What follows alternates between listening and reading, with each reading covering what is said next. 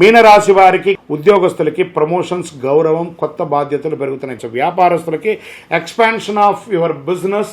రాజకీయ నాయకులు ప్రజాక్షేత్రంలో వెళ్ళేటప్పుడు జాగ్రత్త. ఐటీ రంగం వారికి చెప్పనే అక్కర్లేదు, స్ట్రెస్ స్ట్రెస్ స్ట్రెస్. విద్యార్థులు చాలా కష్టపడి చదవాలండి. మీనరాశిలో ఉన్నటువంటి వాళ్ళు మీరు ఆరోగ్యం పట్ల జాగ్రత్త వహించండి. రైతులకి మిశ్రమమైనటువంటి ఫలితాలు ఉన్నాయని కూడా చెప్పచ్చు. మీకు అదృశ్యం కలిగించే సూచనలో రంగు ఆకుపచ్చ రంగు మీకు చాలా కలిసి వస్తుంది, మరియు ఊదా రంగు కలిసి వస్తుంది అని కూడా చెప్పడం జరుగుతుంది. అదృష్ట సంఖ్య 7. కొంచెం గ్రహాలన్నీ కూడా మిశ్రమంగా ఉన్న సమయంలో మనం ఏం చేయాలి? దైవ ప్రార్థన చేయాలి. కాబట్టి మీ వయస్సు ఎంత ఉందో అన్ని దీపాలను మీ ఇష్టదైవం లేదా కులదైవం లేదా శివాలయంలోకి వెళ్ళి దీపం వెలిగించండి.